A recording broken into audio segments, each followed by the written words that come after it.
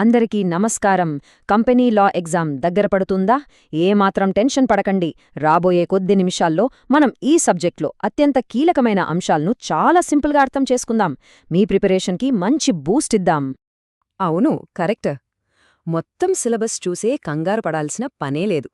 ఈ 4 టాపిక్స్ ఉన్నాయే, ఇవే కంపెనీ చట్టానికి గుండెకాయ లాంటివి. వీటిమీద గ్రిప్ వస్తే చాలు, పరీక్షలో ఎలాంటి ప్రశ్న వచ్చినా మనం ధైర్యంగా సమాధానం రాయొచ్చు. ఇది మీ పర్సనల్ ఎగ్జామ్ బ్లూప్రింట్ అనుకోండి. ఇది చాలా ఇంట్రెస్టింగ్ క్వశ్చన్ కదండి.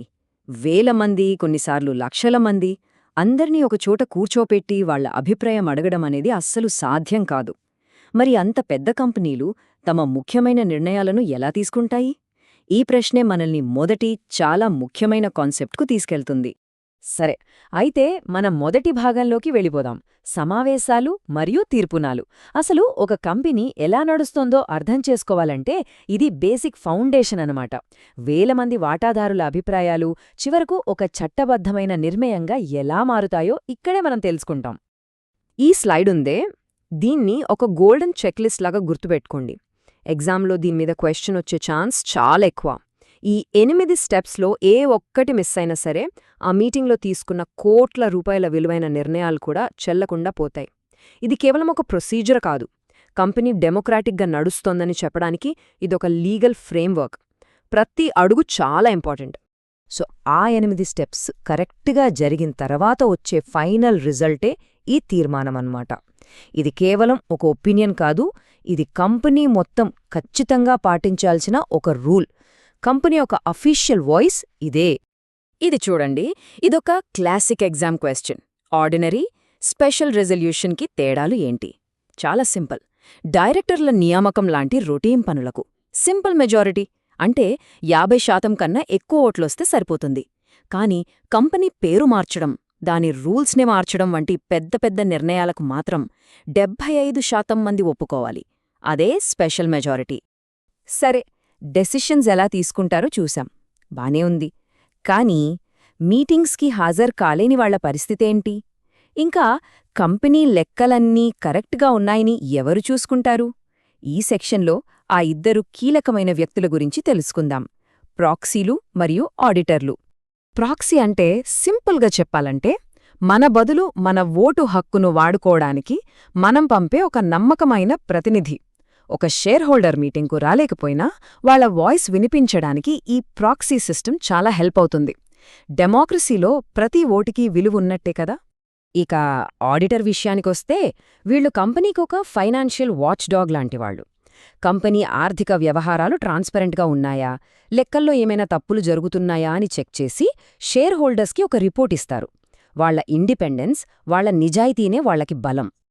ఈ టేబుల్ చూసారంటే రెండిటినీ పోల్చి తేడాలు రాయండి అని ఎగ్జామ్లో అడిగితే ఇదే పర్ఫెక్ట్ ఆన్సర్. ఇక్కడ మెయిన్ డిఫరెన్స్ ఏంటంటే ప్రాక్సీ ఒక సింగిల్ మెంబర్కి మాత్రమే జవాబుదారీగా ఉంటాడు, కానీ ఆడిటర్ మొత్తం కంపెనీకి, షేర్ హోల్డర్స్ అందరికీ జవాబుదారీగా ఉంటాడు. ఈ ఒక్క పాయింట్ గుర్తుంచుకుంటే చాలు. ఇప్పటిదాకా అంతా సవ్యంగానే అనిపిస్తోంది కదా, కానీ కథలో అసలు ట్విస్ట్ ఇక్కడే మొదలవుతుంది. ఒకవేళ మెజారిటీ షేర్ హోల్డర్స్ వాళ్ళ పవర్ని మిస్యూజ్ చేస్తే పరిస్థితేంటి? ఇక్కడే కంపెనీ లాలోని అస్సలైన డ్రామా మొదలవుతుంది. ఇది పవర్ఫుల్ మెజారిటీకి, మైనారిటీ హక్కులకి మధ్య జరిగే ఒక పెద్ద ఫైట్ అన్నమాట. ఇది కంపెనీ లాలో ఒక ల్యాండ్ మార్క్ రూల్. దీని సింపుల్ మీనింగ్ ఏంటంటే మెజారిటీ ఈజ్ బాస్. కంపెనీకి ఏదైనా నష్టం జరిగితే దానిమీద కేస్ వెయ్యాలా వద్దా అని డిసైడ్ చేసేది మెజారిటీ షేర్ హోల్డర్సే. కోర్టులు కూడా సాధారణంగా కంపెనీ ఇంటర్నల్ వ్యవహారాల్లో తలదూర్చవు. కానీ మెజారిటీ మాట ఎప్పుడు వేదం కాదు కదా. అందుకే చట్టం మైనారిటీకే కొన్ని సూపర్ పవర్స్ ఇచ్చింది. అవే ఈ మినహాయింపులు.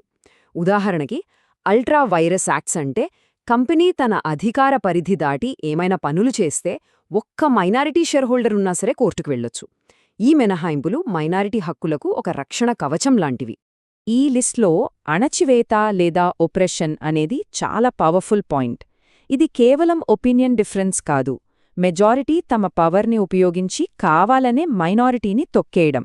దీన్ని ప్రూఫ్ చేయగలిగితే కోర్టు ఖచ్చితంగా జోక్యం చేసుకుంటుంది. ఓకే, ఇక మనం ఫైనల్ టాపిక్కి వచ్చేశాం.